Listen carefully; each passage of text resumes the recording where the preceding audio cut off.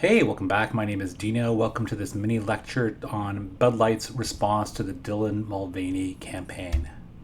Uh, the context for the campaign, the bigger, broader, sort of industry-wide context, was that it's Bud Light's a beer, and there was decreasing sales. The interest in beer had faltered across the population, and as a result, beer brands are forced to rethink product offerings and marketing strategies to reach new audiences. As a result of that, Bud Light and Anheuser-Busch, the parent company, they decided to have Bud Light sponsor a social media influencer named Dylan Mulvaney in April of 2023. Your question may be next, of course. Who is this Dylan Mulvaney? Dylan's a transgender woman in her mid 20s who has a pretty broad social media reach. She's a performer and influencer with 10.8 million TikTok followers and 1.8 million Instagram followers, so obviously pretty broad reach.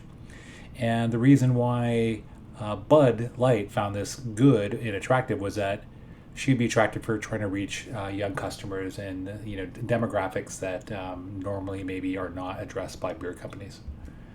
So what the campaign really specifically was this: they created a product. It was exactly one commemorative can of beer, which you see here pictured, and it was not for sale. It was just like a sort of a celebration of Dylan's transition, and it was only featured in an Instagram post by Dylan Mulvaney.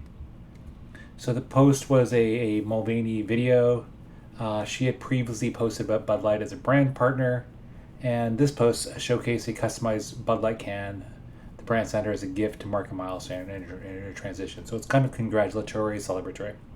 The reaction was swift and fierce. The video went viral with two types of general responses, like if you had to sort of make them into a binary. Some supported Mulvaney and Bud Light for this choice. Others found that there were anti-trans reactions and calls for Bud Light to be boycotted. So pretty broad spectrum. In terms of corporate communication, you can't have this kind of response and not respond. So the initial corporate response, quote, according to a spokesperson for Anheuser-Busch, Anheuser-Busch works with hundreds of influencers across our brands as one of many ways to authentically connect with audiences across demographics. On a related note, from time to time, we produce unique commemorative cans for fans and for brand influencers. So it's pretty generic, banal, pretty safe. And so the initial reaction to this actual apology or corporate response, there was enough an uproar just to this to prompt an additional response from the Anheuser-Busch CEO, Brendan Whitworth. And Whitworth sent out a statement. It's titled "Our Responsibility to America." Here's a couple quotes from it. "We never intended to be part of a discussion that divides people. We are in the business of bringing people together over a beer. Anheuser-Busch has a proud history supporting our communities, military, first responders, sports fans, and hardworking Americans everywhere, like seemingly a broad swath of people. He would, in his role as CEO, continue to work tirelessly to bring great beers to consumers across our nation." And as you might imagine, reading that, hearing that, it's seen as a pretty vague call for unity across military, first responders, sports fans, hardworking Americans, like literally almost everyone.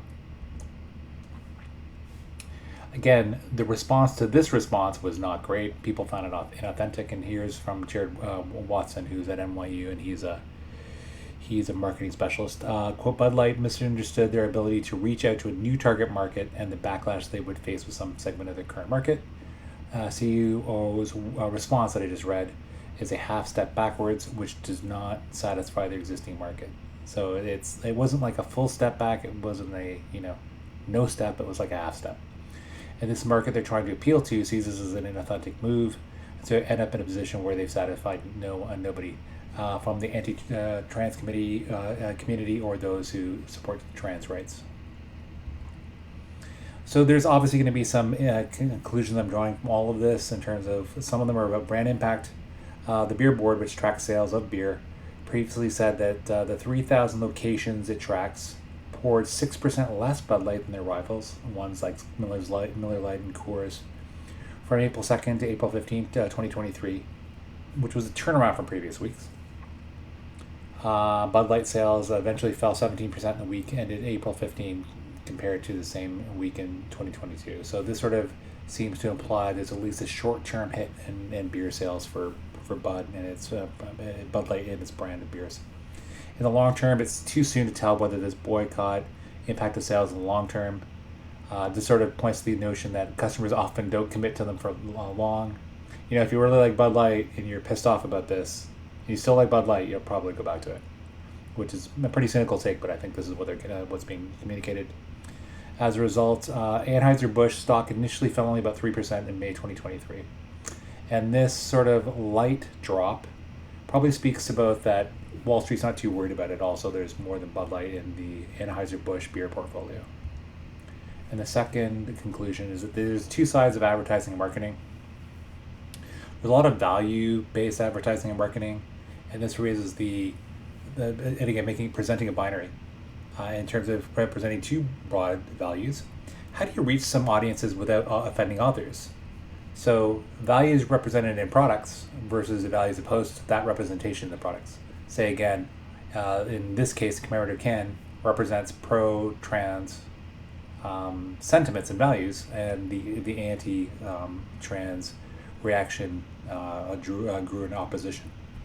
And then it also talks about two trends that are currently existing in modern American society.